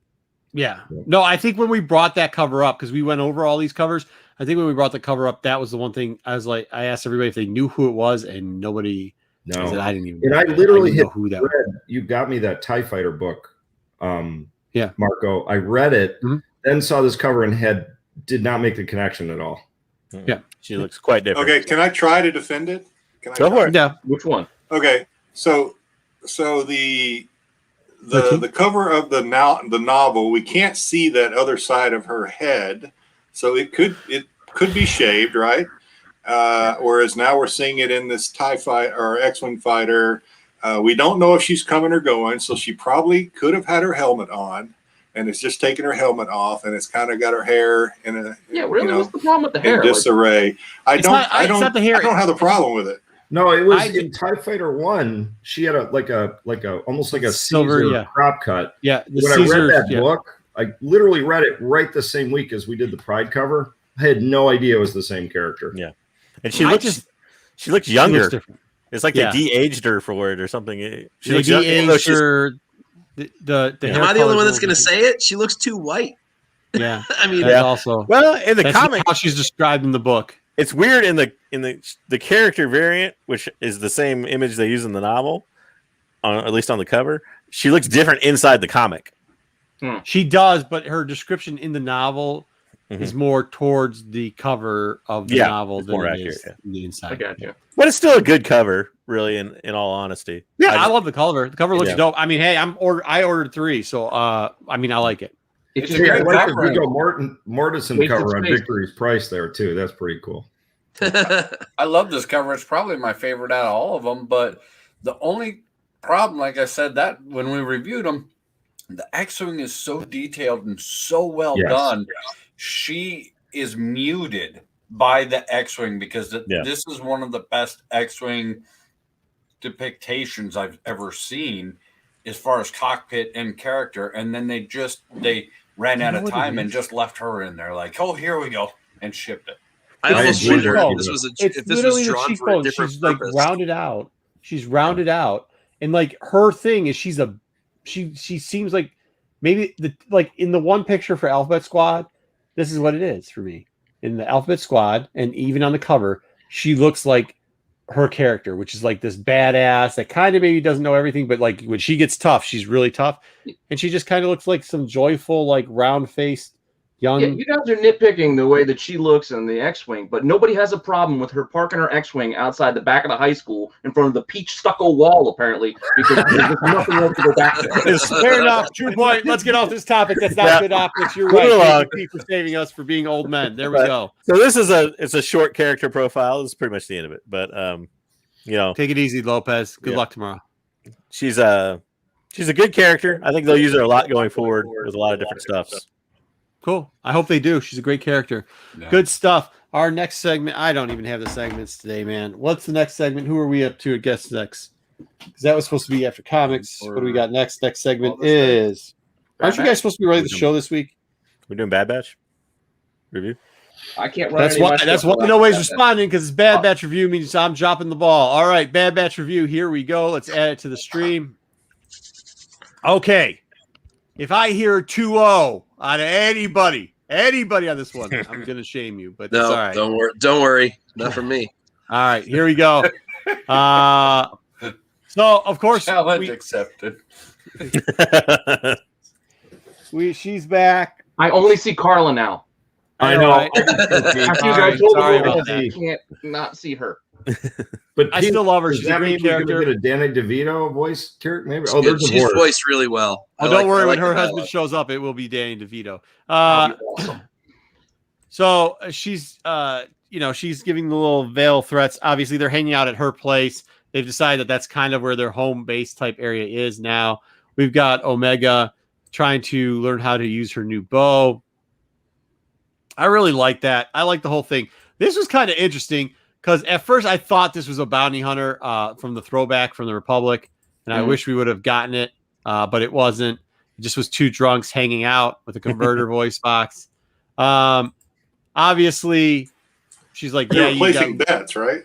Yeah, that was They were placing bets. That was awesome. Yeah, while she was shooting, like I was like, is she really gonna let these guys shoot up her like gambling machines? But whatever, because she shot her own gambling machine. She does tell them like, hey, there's a job out there, and then make some idle threats like you're pretty much gonna take the job to make us both money, or I'm gonna report you. I mean, that's what everybody took that as, right? Like she's threatening them that she's gonna turn them in. Yeah. So they decide they're gonna work. I don't know if it was so much as a threat. It was just like it's just logistics. Like, where are you gonna go? Like, I saw it as a threat. I saw it as a threat. A veiled threat, yeah. Yep. So they got to recruit one of these the tactical droid heads. That's kind of cool that they're bringing back in those droids and kind of because this is what they would be doing. They got to go to Corellia, and they show Corellia. It's starting to be polluted. It's starting to do everything else. I do like how there are two parts here that was very interesting, if I may. Omega, who the Taskmaster version of him. And I know maybe a lot of people are like, nope, it's all about Force. But this kind of showed it. They're now putting her involved in parts. And even with the bow, and I'll hit it up later, you'll kind of see that action. Maybe it's just me. Maybe I'm reading into it too much. But she's now part of the whole squad. They're putting her in danger because what else would you be doing? Then they run into some characters that we're familiar with from I never saw these guys before. From the last season of Clone Wars. Clone Wars. It is interesting. I always double take because those were originally written as two male characters. It is something in the new canon that they don't retcon a lot, but they did retcon that in the Ahsoka novel. Those twos were originally played from that. Are these HK police droids? What police droids are these, JJ? Do you know? I read where they were supposed to be new, but they look like they're rebuilt like commando droids, maybe. Yeah, really? I can see that. They look a lot like commando droids, but they do look like. I thought it was a crossover between commando and HKs, but that's okay. It could be. I don't know. I mean, it's a Maybe droid I just part. Want to see an HK droid? I don't know. For some reason, I was into a lot of the old Republic that I wanted to see out here. So they end up teaming up. Everybody's teaming up. We bring back the big battle droids. We decide we have to have a plan to reactivate them. They do. They reactivate them. They get a whole big army there. Great fighting. Here we go. He is going to try to crush her head. He bumps his head again, knocks himself out unconscious. Huge headache, has this dialogue. Oh, good soldiers, good soldiers. All good soldiers. Yeah, for all those people that follow the IG, you saw me post. All good soldiers follow orders or whatever. Here we go. They actually team up. This is actually pretty brilliant how they had them teamed up. I really like that. They get back to the plane. Now, we're going to talk about a lot of stuff here. This is kind of where the meats and potatoes are. The action up to this part was great. Storyline was great. But I think this is where the big things come in, including this droid real quickly. Yeah, real quickly. It's the most important part of the episode. Yeah. So we get our headache here. He's still got the headaches. He's still going on. I did the double arrows. We know whose droid that is, right? Yes, we do. Yeah, that's a cosplayer. Yeah, it's two white cosplays with his wife. I did think it was cool that they used the stick thing to give it back. So they did download it, and they're not leaving holes that don't make any sense. There was a back and forth about who's the good guy and who's not the good guy. I will tell you this. I watched this with all 20 of my kids, and one of them pointed out something when this came up and turned to me and said, "Hey, Dad, that's a bad guy, right?" As in what's her name? The one of the sisters. I said, "Well, no, she's just like not a good guy because she always has been a back and forth." Now we see the tunic here, and I know It's a Trap, JJ's got a whole setup for this. But I will tell you this. I wasn't able to pull the full coloring of the droid. I lightened this up on the old television, the old 22-inch. I turned the rabbit ears and got to work really well. I have to tell you, the paint scheme was a lot like an Ahsoka Tano R7 droid. Oh, why did I put him there? Are we gonna get into this later? We'll get into Oh, that. I should have taken that slide out. Okay, so then we go to blank. That is the Bad Batch review for today. Now let's hear Solo Wookiee be an old man. Solo Wookiee ruined my day real early, so I can get it out of the way. It could be Bail. Yeah, I think we're gonna. Is JJ? Is that what we're getting into? It's a trap. Yep, That is our, it's a trap. We will definitely. That is our. It's a trap. So we will get into it. Hey, Pete, could you take this over? I can't. My contacts are dried out. Been a long. What do you want me to do? Just get the ranking system. Okay, I'll get the ranks. Thank you. All right, Solo Wookiee. Let's start it off. Let's tell everybody how you just hate Star Wars and like. No, Samurai Jack is better than all that stuff. Yeah. You know, I think it's all payback when I told him that like Samurai Jack's is 4 poses, and then he found out that is it. All they do is like 4 poses in Samurai Jack and all. Well, it's the same thing with He-Man back in the day. There's Like the same 4 action poses. Yeah, but those were animated. Yeah. All right, go ahead. You got the 4 best poses in the universe. You stick with what you know. The Rob Liefeld gun pose is never a best pose ever. Greatest pose ever. This just Like a triangle I field goal. didn't mind it. It's not my favorite episode. I wish that they would. They gave us more questions, and it's like I'm so tired of them just adding questions, and they just just give me one answer. You don't have to answer it all. Just give me one answer per episode. And they just keep, here's some more questions about what's going to happen. We're back to the headache stuff again. Can you just solve? He's either going to flip out and go back and have a meltdown, or he's not. He said all good soldiers. He's flipping out. Yeah. That's your answer, man. Yeah, he even hears Crosshair's voice in his head. I agree. He didn't get shot. Let it happen. Do you think that's Crosshair's voice, or do you think that's a programming thing, Mike? I thought it was a programming thing, but it was the same voiceover guy. It was the same voice, but it sounded really similar. Yeah. Well, they're all the same voice. I assume that's true. That's true. Good call. Good call. He has that weird draw to it though in his crosshair. Yeah, it's true. All right, so we're killing. So, like, come on, let him get through it. Solo, give us the rest of it. Yeah. Sorry, man. So, I mean, it was a little better than last week because they did tease, with Ahsoka's droid, and they did, add some more flavor. I thought the scene where they were shooting everything was pretty cool, and I'm still just out. I need a little bit more. I need a little bit more from the Bad Batch. I'm at a 3. The Brady concussion. Love it. The Brady concussion. There you go. All right, 3. All right, he didn't give it a 2, so he's still on the show. Excellent. Good job, Solo. I really want to give it a 2.5. I absolutely disagree with almost every single thing you said. But hey, Leaky, do you have a point of view on this? What do you think of this episode? I do have a point of view on this. I like this episode, and I'm thinking we got too spoiled by live action, thinking you're going to get giant things week after week. They only got 8 episodes to play with, like Clone Wars. I'm guessing this is 22 episodes they got to play 16, with. 32 total. 16. Okay. Mm-hmm. Yep. So they're going to be like doling this stuff out slowly. I like the slow burn. I really like that. I don't mind that. I like the evolution of the Omega character. At first, I got to be honest, I'm still a hater of Short Round. I don't like when they have kids, but I'm starting to warm up to Omega a little bit. She's holding her own. She's part of the squad. I love the droid when they brought the droid army back. That was fantastic. So I'm going real high with this one. I'm going 4.5. I liked it. That was going to be one of my questions. I'm glad you brought it up. Is like, I know a lot of people, including in our chat, have criticized the Omega character or having a child there. And you kind of saw her turn a point in this storyline, I thought. And I really wanted to see the feedback from everybody, including the chat, on what they thought of it. I mean, Solo, did you see that development into... No, you just get off the rocks? No, I see it, and I see what they're trying to do, but it's the same thing they did in the last 3 episodes. I mean, okay, the last episode, she bails them out. She's in the action. She leaves the ship and goes and bails them out because they get captured. So, yeah, but in this episode, she was more integrated into the team. It was more. There was more stuff going around. She wasn't the invincible anymore. It was. Sure.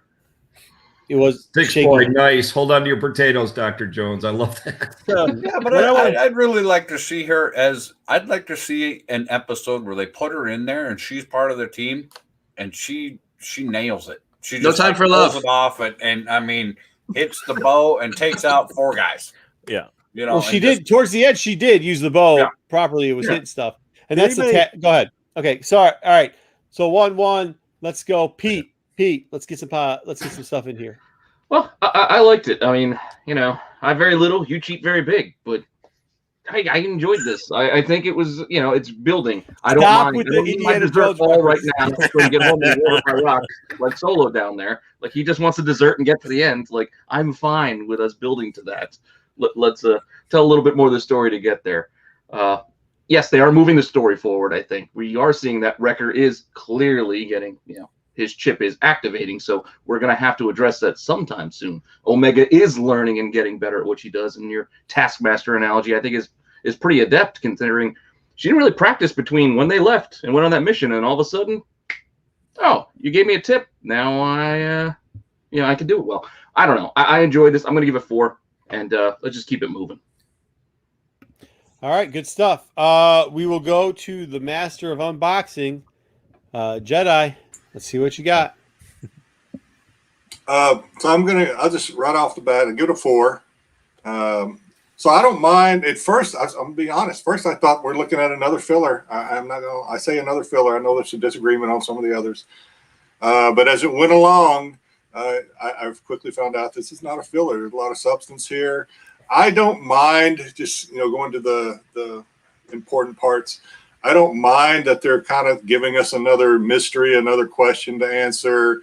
These questions are starting to stack up. I get that, but we're going to get one hell of a payoff. One of these episodes. It's going to be, and Solo's going to be crying, and it's going to be a YouTube hit, and everyone's going to be, Marco's going to be making fun of Solo for crying, saying it was staged, and all this. But it's going to be great. But yeah, I think we're looking at one hell of a payoff down the road. So I don't mind I don't mind it building up to that. I understand the frustration because, like Leaky said, I think we are kind of spoiled. But I'm in it. I'm in it for the ride. Let's go. Man, I shouldn't have done this. I should have split me, JJ, and Mike up. Okay, Mike, go ahead. Well, you skipped JJ. I thought you were going around the horn, and all of a sudden, I was trying to see if we could get differencing, and I didn't. That's what we think. You're not gonna. I like this one, and honestly, I was at first for like the first 5 minutes. I also thought it was going to be a filler episode, and it very quickly became not a filler episode. I do like whatever the Transdoshan character chick is. I think the old lady. I think she's great. I love her dialogue. I could have done without Omega getting stuck in the conveyor belt. I always hate those tropes, but that drove me a little nuts. Like, come help me, come help me. I can't throw back to Clone Wars, right? I know, and that bothered. That's the only thing that bothered me in the whole episode. Because there's not a big payoff, I can't give it a 5. But I mean, we get Trace and Rafa, we get R7, so Ahsoka's coming. There's at least some kind of something there, or that's enough. Even still, if it's not, that's enough Ahsoka for me. So that's a 4. There was a conveyor belt in Temple of Doom too. Yeah, there was. I'm saying the short route. Her name is Sid. There's no more Indiana Jones references. We've used up the maximum movie references to other movies. And so no time for love for Dr. Jones. Go, JJ, give it to us. Hurry up.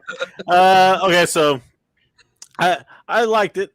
Again, I'm like everybody else. I thought, oh my god, another filler episode is gonna be terrible, but no, really, it moved along well. It was paced well.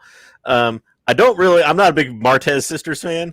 So I wasn't super thrilled about seeing them again, but it is what it is. They pull those characters out when they need to. But I love the Echo joke. Anybody else catch that? Did Oh, you? I yeah, hated yeah. the Echo joke. Yeah, that was fantastic. That joke belongs on the show. Echo's been waiting his whole life for that moment. That's why I'm surprised that Solo Wookiee didn't rank it better. That's a joke up his alley, man. No, I did love the joke. It would have got a 2 had it not had that joke. The Echo joke was made it a 3. Terrible. So yeah, but all in all, I give it a little bit harsher critic in some things. So I don't know about everybody else's theory on this, but Omega, if she is a clone that kind of combines all their augmented abilities, is she slipping in and out of her programming? Because it seems really weird. If anybody ever watched like Firefly, you had, the character, she would basically switch the programming on only when she needed to. And other than that, she was basically like an innocent girl. Yeah. Mm-hmm. It seems like that's kind of what it is to me. I mean, all of a sudden she can't shoot that bow, but in the very first episode, she outshoots Crosshair with a gun. You didn't think not to rain on everybody's parade, but when they made the reference when she asked what's so special about these droids, and they said, well, these droids every time they go into battle, they learn and become better and better, and she nods. That makes sense. Yeah. You didn't think that was a link to her? Do they really though? Do those battle droids become better and better in battle? No, they don't. That's what I'm saying. Right. That was just a foreshadowing of foreshadowing. Because come on, All right. But I don't know. I thought that was an interesting. So wait, you're saying she's a droid? No, I think he's saying she learns. I'm joking. Taskmaster. I do like the river comparison for Firefly, though. Yeah, that was kind of cool. And JJ, to that point, Still When I said don't reference any other movies, and he just comes out with a Firefly reference. You said no Indiana Jones. You didn't say any Yeah. JJ, with that being said about Omega, do you see her kind of being the downstream savior of Wrecker and potentially Crosshair? Like she's the one, what's the tech guy's name? He's the one I would assume would like Tech. Yeah. I think she's gonna be the key to at least fixing Wrecker in some way, just because of their relationship, and she has the medical knowledge of the Kaminoans that nobody else has. So at least in their group. So correct. I think that's gonna come about eventually. I don't know what it's gonna be, but a code word or something. I have no idea, but it's gonna be something that she knows that can fix them. You get a Winter Soldier situation. You got to say a series of words. Yeah, there you go. Yeah. Miranda. As long as she doesn't pull give the it a grade torch and yet? burn him, and he suddenly goes 3.5 would be my grade. Half point off for the March of the Sisters. Is the code word Miranda? Miranda. No, Mike, you know what's going to happen. She's going to take a torch, burn Wrecker, and he's going to go, oh, I'm okay now. Leaky, he said no more. I didn't do that. I didn't do that. Literally said no more. All right, hey, this stick boy, this is it's easier to transition. It's easier to transition the storyline points for an animated series. Hard to develop the animated series, but if you already have the stuff in place, you can, right, Mike? You can already use those again. Than it is for live action. The storyline to switch stuff in when you have that already in place is better than live action because it's not as movable because you have to hire actors and you have to hire all this stuff and everything like that. But if you have it in place, it doesn't take them that long to transition to there. Plus, like we were saying, we now have 20-ish episodes-ish, depending on what series we're watching, rather than 6 or 8. Yeah, you can slow burn it, and you can just put little nuggets in and go from there. Well, it's interesting Sticks Boy brought that up because I literally, when I was watching it, was thinking about that. Like, what's the arc here? Is this going to go 4 seasons like Rebels? Are they going to kind of go on and on with Clone Wars? I assume 2. So the rumor is, right, this is the rumor we're told, was that, and things change, but the rumor was that it was going to be 32 total episodes, and this season was going to be 16 episodes is what they said. So if you do math not well like me, you take 16 and you add it to 16 and you get 2 seasons. Two There seasons. are 2 types of people in the world: those that can extrapolate data. Okay, so we're gonna keep going. No, but there's no going guarantee the second season will also be 16. They could do 16, 8, and 8. Is all I'm saying. Like they do with Game of Thrones, where they give you short. But they could do another movie or they could do an end movie. Anyway, Wookie, I knew you liked that, Wookie. That was for you. So I think that this was a great episode. I actually just really like the series, but I have always these guys know me. I always rave over all of them except for one. Yes, Stick Boy, we know which one, and you're going to tell me that it actually is really good, and I should go back and watch it all again. But all the animated series I really did like. Okay, except for Resistance. But with that being said, like, I think this is right on par with everything else. Sid, who is the Trandoshan, I thought her character is great because she does it in like I'm threatening you, but I'm telling you too. You know what I mean? Like, I thought that was very good. I thought that they didn't make Omega, an alpha Omega where she just knows everything off the bat, and she does have to have some of these learning experiences. I thought it was really good. I thought that the dialogue is still pretty good. The Echo joke was right in line with stuff that they should be putting in this, right? Like, that's kind of funny. I like the throwbacks. I like that they give you hints and they kind of make the light just shimmer on the astromech droid, so you can kind of think you're seeing the colors you want to see, and they give you partial images of people who you hope to see later. I don't have a problem with this. Like, it's entertaining every week. I do think that sometimes people get stuck, and myself included, in like, give it to us right away. But I hate the 20 to 8. Like, we complain like, oh, you only gave us 18 minutes of actual playtime. We have been complaining about that for freaking Solo. How long? About a year now. Every single other episode. This actual show is giving us 22-ish to 30 minutes per episode. And you're going, not you, I'm saying people in general are saying, well, why don't they just speed it up? Well, you can't have it both ways. And personally, I like this. I do like this person. And I think that there is development in there. I think there's a ton of foreshadowing.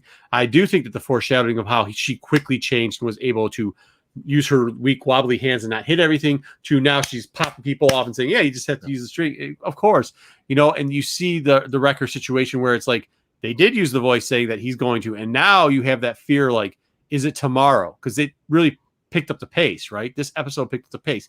They did show how they're going to be kind of abandoned on this. And although I was never a huge fan of the sisters, either the Martinez sisters, because I like the original characters a little bit better, not because they are males, it was just written better. Like, in the Ahsoka book, the original characters were written better than the Martinez sisters are, unfortunately. I guess I have to downgrade that a little bit. But yeah, I'm at a 4 on this one too. I'm 3.5, 4 on it. I like it. It was a good show. I watched it 3 times and I was like, man, yeah, still watching it. Well, you got 4 and a solo Wookiee. Nice. Yeah. There we go. Perfect. I will say this on one thing that you kind of mentioned, and also that Jedi mentioned, as far as like the questions are stacking up. The biggest fear I have is when questions stack up in a TV series, by the end, they forget to answer some of those questions sometimes. It could be a Game of Thrones situation. It could also be a Game of Thrones situation. Or Sopranos. But I get that. I think I have faith, though. We all shout how much faith we have in certain people like Dave. I'm just saying. Let's sit back, relax. Let's let Dave do his thing. If he pulls a resistance, we'll yell at him for that too. So that's where I stand on that. 47 episode, I'm not happy. 47. I have to say I did go at a certain somebody's advice and went and forcibly sat into Resistance, and it is a lot better than I ever thought. No, it's not. It is. No, it's not. When you sit and you do watch it, nope. There's some flaws in it, but it's a lot better than I originally thought. What were you saying? Resistance? Yeah. You didn't just say that, did you? I did. 0.0 for Solo. On to the next topic. So the guy just gave this episode a 3, and then he's talking about how great Resistance is. I'm not saying it's great. No, I'm you saying told me the other day, you were like, it is not as bad. It's pretty good. It's a great It thing. is pretty good, and it I don't understand. Pretty good compared to what? Off in some fashion. Yeah, if you're going like content. Look, if you're going, hey, it's a -10 and it turned into a -8, okay. But that doesn't mean it's good. All right. Next up, speaking of odds versus trap, because we all want to talk about the droids and we all want to talk about what characters we think are going to go in there. I actually disagree. I will tell you this. I do talk a lot with JJ over these topics. We go back and forth. Do not blame me for this, because I don't actually approve what he does. I just give him little breadcrumbs. And when he does certain things like he's going to do here, it's 100% his fault, not my fault. Dwayne, what's up, bro? So let's get it. Let's get into It's a Trap, odds or not odds. And he's going to crush people's dreams. Ladies and gentlemen, I have to run before we go any further, but I appreciate it. Sorry about that. Mike, we'll see you later. All right. Thanks a lot, everybody. Always good to see you, Mike. See you, Mike. See you, Mike. Okay. All right. So, It's a Trap, all about the mystery man at the end of the episode who hired the Martez sisters. You hit the next slide for me. Yep. Okay. Hold on, real quickly. Invite Yeah. Grades to ask you a question because I've been saying it's actually there's a novel that came out a couple years ago, a bunch of years ago, called Ahsoka. Yeah, it's called Ahsoka. It's a short read. Mm-hmm. Good. Sorry about that. Go ahead. Oh, you're fine. So basically, talking a little bit about Marco was talking about. R7A7 is Ahsoka's droid. You saw it several times in Clone Wars. He was the droid there the whole time. You'll notice there on the one screenshot of the season 7 of Clone Wars, he is projecting Rex's image. Mm-hmm. Take note of that. And we also know that Ahsoka had a previous relationship, or friendship, I guess, with the Martez sisters. They kind of became one of them. Yeah, I guess one of them. Yeah. And then that droid there that you see in the lower right there is from Bad Batch, and it looks awful familiar. Oh, there it is. Yeah, you got see the green, and then if you go down, it's got the red part. Got and a little bit of red. That actually moved over. There's got the green stripe. Yep.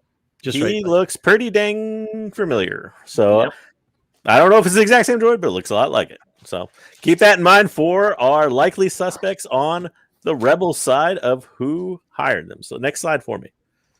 So this theory goes along with, are the Martez sisters pretty accurate in their description of who hired them? As in, like, are they fighting with the Empire? Are they a rebellion sect looking to, take out the Empire?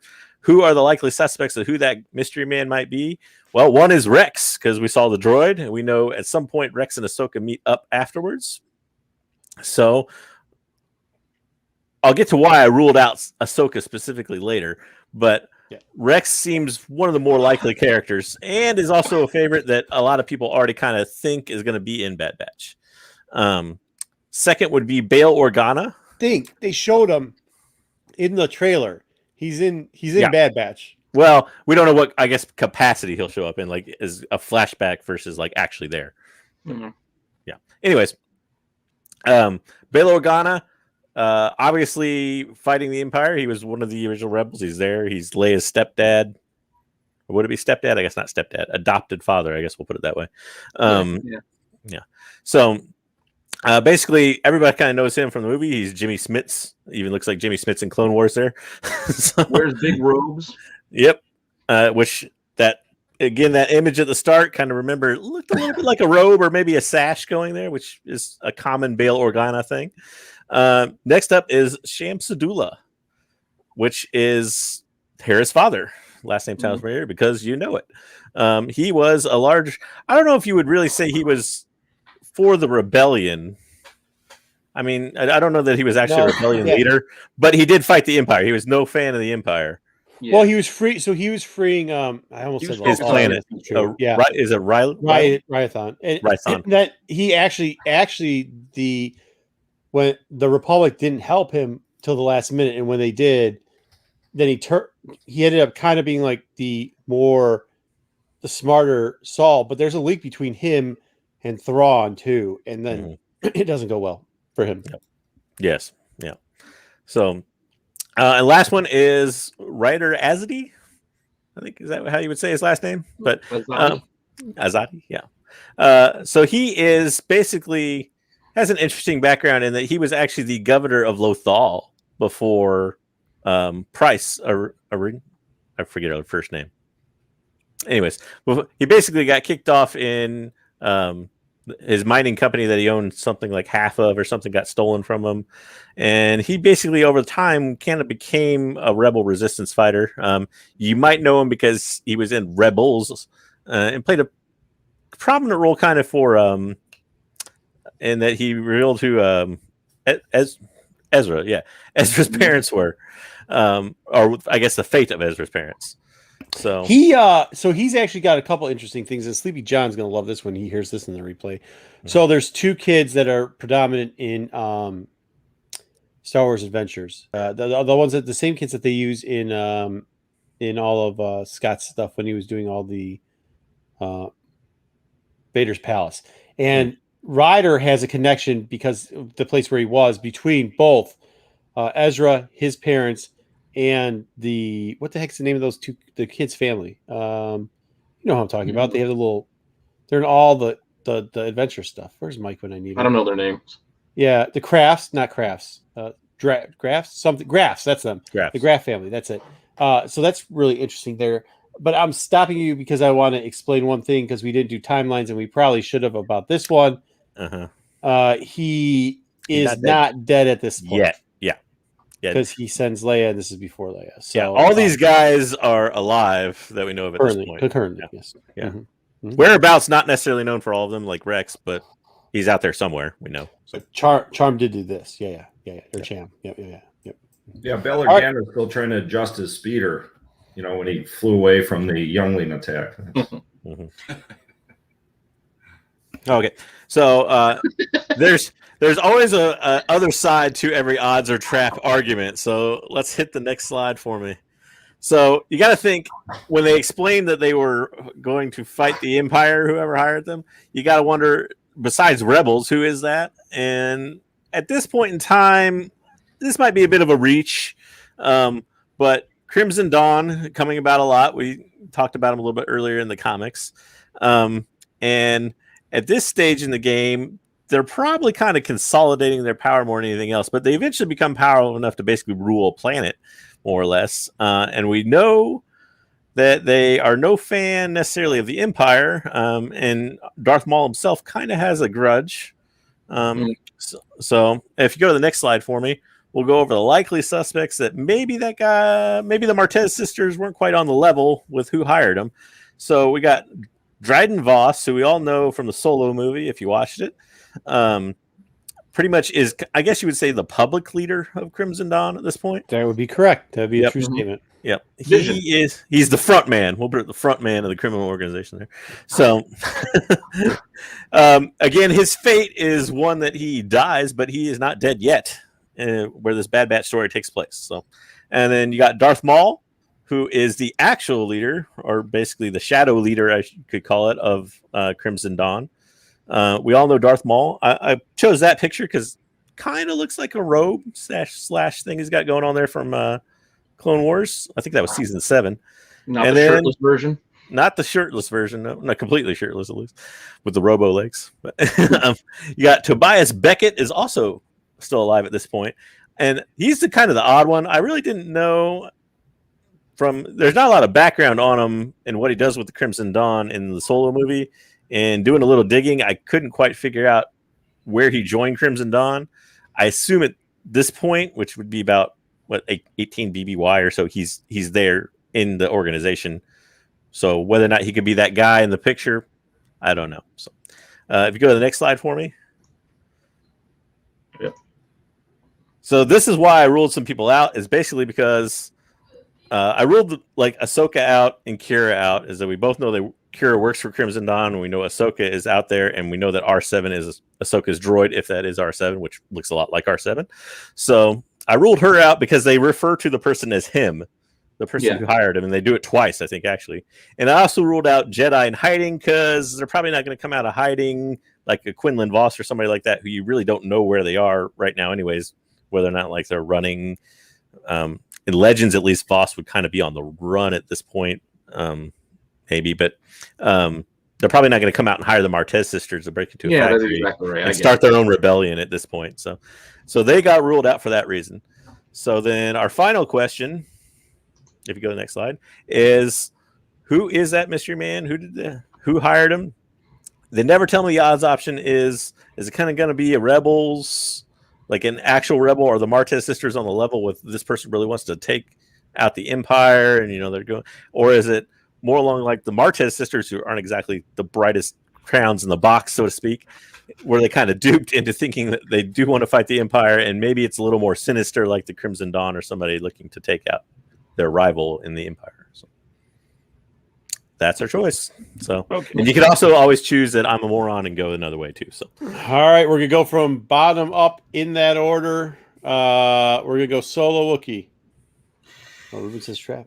I gotta go with it's a trap. When I first saw it, I really had to. First thing that came to me, just gut, was Darth Maul, just because it was the exact same kind of hinty projection like we saw in the Solo movie. So initially, that was my first, I do have one question though, and because I'm not 100% on the timeline, where would Ezra be? Because right now, that'd be down the line. He would. I don't even know if he's born yet. He'd be a very young kid on Lothal right now. He's still right. He's still really young. They haven't even discovered his parents Ezra are still alive. point, right? They aren't captured yet. Right. Mhm. Okay. That's what I. It's going to be less than a year, but yeah. Yeah, I had to go with It's a Trap. It's Darth Maul. Very good. Okay. Stick Boy. No, he's not on Tatooine right now. Voss is not on Tatooine right now. That was like 6 years ago. Okay. Leaky. I had one quick question for Marco and JJ. We did not hear the person's voice, right? All you saw was the robe. Nope. No. And I mean, I also went with a theory that it could have been somebody like Ahsoka in disguise, but they know Ahsoka. There would be no purpose in disguising herself to hire the Martez sisters. So, they'll use a voice modulator or something, but that would make no sense. Right. So. Invite Saul. Saul can be in the Never Tell Me the Odds portion. Yes, we just didn't have enough clips to put. And I didn't include everybody. So if you have a fan favorite Rebels character, or something. So I'm definitely going with Never Tell Me the Odds. I mean, I am personally convinced. Should we say who we think it is? Go ahead. Go. I mean, I'm convinced it's Bail Organa. I mean, I'm pretty convinced that's who it is. And I'll tell you why. It's why I was asking how many episodes are going to be in Bad Batch overall. I think they're going to start to dole out answers pretty quickly. And if this is only going 32 episodes, it's not going to be some rabbit hole thing. And I think this was an important episode. I think there was the Ahsoka's droid, R7. I think that this was like one of those launch points, like Filoni did in Clone Wars, where there's one, all of a sudden they launch and they're saying, okay, now they're unveiling the true story here. I think that's part of it. They showed that thing. So it's early, and it kind of gets to my end game, which is I think it's going to be kind of leading into Rebels. I think that's where this show's going. In order to do that, there's only one person that is kind of in a position to be pulling strings for the rebellion at this point is Bail Organa. Everyone else is either too early, too young, too whatever. So Never Tell Me the Odds, and I think it's Bail. Okay, so here I go. I think go ahead. I'm almost 100%. It's Never Tell Me the Odds, and I'm the one that threw in what's his name with the hat, and this is why. Because I believe that Leaky's onto something with it being leading to Rebels, and who was the big main secret behind person in that? It wasn't actually Bail Organa. It was Ahsoka Tano. She was the not Matrix. What the heck did they call her there? Fulcrum. She's a Fulcrum, right? She's also handing out this stuff in the books. Hera's got some stuff kind of doing in the background with Rebels too, where she does. It's later on, but still, she's like doing little work for that too. She knows the sisters. She has a personal relationship with it. And actually, the guy who used to be the mayor of Lothal at this point is already doing background stuff too. In the books, when they talk about the Graf kids and when they talk about Ezra's parents, like baby Ezra, and that answers Solo's question. He's a baby at this point, pretty much, like little kid. That guy, what's his name again? JJ? Do we know? Ryder, yeah. Ryder is actually working in the background. He is a leader of a rebellion group, and he does, if we remember some of this Rebel stuff too, he pretty much knows where the other clones are, where Rex is and everybody else. So I have to say, Never Tell Me the Odds. That's who I actually think it is. Because remember, he would hide out in the desert and go to all these weird places and stuff like that. In some of the story lores, he was already doing that type of stuff. He's the Rebels version of Bail Organa. That being said, I mean, obviously, those are the two major males you could think of. My question on that, though, is he the governor of Lothal at this point? Well, yeah, but right after this, they kidnap him for treason against the Empire because he has been betraying the Empire because he is actually a rebel. Right. So he's working. He is the mayor of Lothal. Just like Bail Organa's a senator, but running that's what I'm saying. Like, it's the same thing. And then, like, do you remember, like, Darth Vader was going after Bail while he let Leia go, and that was how he was going to capture her. Was he really a rebel, though, or did I thought Price kind of framed him? No, he was helping because even when he was mayor, he was helping out the he was helping Are we out, guys gonna say solo? Are we getting there? Yeah. I mean, there was a framing going up to get him removed, right? Right. But he actually was he did help out Free LaFall Network because he helped out the Ezra and he helped the Grafts and their family. So he was technically not the rebel. He was really Bail Organa. He was helping out this stuff, but he was still keeping his regular post and regular everything else like that. So I mean, yeah, he wasn't wearing the logo, but he definitely was on the side of supporting Free LaFall and everything like that. So that's my opinion. You know, who knows? We'll see. Yeah. Hey, Marco, one question about your opinion. 6 episodes. This is real time, right? Order 66 happened in episode 1. So this is still extremely fresh. Or has time passed, between episode 1 and 6, right? They're flying around, they're refueling, all of that. Mm-hmm. That I was just curious about the amount of time that has passed and who would have reached out to Ahsoka that quickly, right after Order 66, thinking about Revenge of the Sith. So, if you think about her actual novel, when that happens and the traveling to different planets, she actually creates this like real quick network. Okay, because she starts going from place to place and running into trouble. If they go that route, yeah, she probably Bail. I mean, you could get Bail Organa reaching out to her, but that's why I think it might be the LaFall thing because there's a storyline in the book where she runs to this planet that has a girl on it and blah blah blah blah. Very similarly, they could retcon that story just like they kind of retconned the 1313 storyline with the Martinez sisters who were 2 dudes, and they could make it turn into a situation where she ended up on LaFall. She ran into the Grafts instead of this girl. It was the Graft daughter they could have ran in, and then she runs into Ryder that way. I mean, look, it might not be. It could be his new character, but I think if you're going to shadow show it, you're going to show something else. I was just reading Astro Wizards comics. Yeah, they did kind of hate the rich. He says that the girls hated people like Bail Organa. Yes, I'll give you that. And Chancellor Types. I got that they did at one point, but you also know she's not wearing that mink anymore. Everybody knows that. Mm-hmm. There ain't no more pomps in her. She pretty much looks like she's trying to do it. They may not know it is Bail Organa that hired him. They just might know he's a guy. Yeah. So fair enough.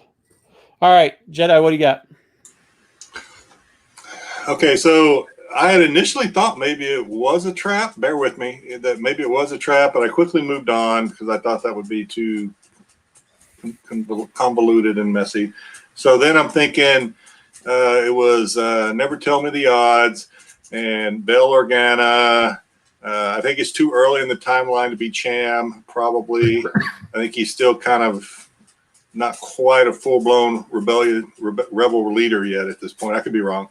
But anyway, so I'm actually going to throw a curveball in here. I'm going to throw a Jedi curveball, and I'm going to say that it's Hondo. Hondo hired them to get this head so that he could sell it to the highest bidder. I love it. Just to throw something different in there. I know everybody's one or the other. Slim chance. Yeah. But I haven't seen a whole lot of Bail Organa action figures coming out, or that other dude that you guys talked about. But everyone loves Hondo. Just for the sake of entertainment slant discussion, I'm going to say Hondo because we all want Hondo back, and Hondo is always in it for the money. And hey, that's the only head left, man. That thing is going to get a price. So there you go. So I don't want to say JJ. What was the term if you didn't pick either one? JJ's full of. No, I'm not going to say that. I'm just going to say Hondo just for the hell of it. Good stuff. That's really good. All right, Pete, what do you got? I also kind of went back and forth, only because I don't trust the one sister. Like, I think she's still lying to her younger sister, so she could have been hired by the It's a Trap side and just telling her, no, we're doing it for the good guys. We're doing good, but really just doing it for the money. But I think that would complicate the story of what I think they're doing with the Bad Batch. I think what they're kind of building towards is that this group of clones is actually very important to the rebels being formed. Not being planned. It's just by the actions they do are helping the the rebels begin. So I think it's got to be Never Tell Me the Odds. It's most likely Bail, but it could be like Saul. But I'm going to go with the Never Tell Me the Odds side. Hey, Pete, I had a question for you. Maybe this is since this is the conspiracy area of the show. You guys notice how they show the little icons for the shows? They have Clone Wars, the final season, and the Clone Wars logo now has the one Marta sister on it. Like she's one of the main characters of the show, to the point where I was watching with a little kid and they're like, "Who's that?" I was like, "Oh, that's the Martez sisters. They're in Bad Batch now." And then this kid goes, "Oh, she must be somebody important." Is that just because they just picked the logo for the final season? But when you go to Disney Plus and you pull up Clone Wars, it's Ahsoka in the front and her right on her left-hand shoulder. And I'm like, and it's very recent that they did that. Like, that's right a good question. They could be tipping their hand a little bit that we might be seeing more of these two coming up. I might be going to the Jedi Johnson tinfoil hat territory, but I just found it. That's what I was about to say after Pete's thing. Like that would make the Martinez sisters like huge, or Martez sisters, huge important factors. And I don't think they have the time. Because if they do that, then I'm going to be on Solo Wookiee's side. You're putting way too much energy in it. You know, we saw them drop them. That's it. They're done. But Give they them could one be friends. Like this team's going to need some sort of friend. They're going to need some sort of relationships that they can build outside of their core group, and something they can allies. Intermittent, like every couple of episodes, they bump into each other. Like, what are you guys doing here? Kind of. That's why I brought it up, Pete, because I totally agree with you. I think that's what this is leading towards. Is the Bad Batch is like going to sacrifice themselves, and it's the creation of the rebellion. Nice. We haven't even got to the Father's Day gift yet. I know. JJ. All right. What do you got? All right. So I'm Never Tell Me the Odds. I'm fairly certain it's actually Rex. And I'll tell you why. So in season 7 of Clone Wars, R7 basically downloaded everything about the clone program, more or less, when Ahsoka was looking for answers about 5s. I don't know at this point, when Ahsoka goes on the run, does she take R7 with her? Or does R7 end up more with Rex? That's kind of my theory. Or with Bail, because R7 was around Bail too, by the way. Yeah, that's true. I mean, it could be. That's why I kind of put multiple people on the list. It could be several people, and you can take your pick if you want. I'm leaning Rex. Also help with the chip. Yeah. I'm leaning Rex just because I think the story is going to come around more to Rex sooner than anybody else. Mm-hmm. Yeah. So that's more why I'm leaning Rex. So JJ, could it be all three though? It could be a team up. I mean, again, I don't. I think the rider thing is a direct link to Rex. I think that's how they find. It could be Rex. Yeah, it could be Rex using Bale's money in connection. Yeah. Jar Jar Binks. There, Dwayne Scott got it. Jar Jar Binks. Jar Jar. All right. When is Father's Day? When's Father's time out? When's Father's? No, we got to do Solo's favorite. Got to do dad jokes. No, I know. This is what I'm asking. Oh, Father's Day is 2 weeks from today. 2 weeks. Okay. We might have to move that segment, dude. We could do it. We could do it next week. Can we do it next week? Everybody agree? Yeah. We're already almost at 2 hours. We're also going to have PulseCon next week, though, too. A Father's Day Star Wars joke for that we're saving. Good. Then that'll be a lead. We got to do it. If we push it, it's got to be next week because we got to give people time to shop. We can't just. It's got to be next week. So just promise. All right. So we're moving that segment because we're already at the 2 hour mark. We will finish this wonderful. I literally told my wife, I promise, on 1 hour tonight. Mm-hmm.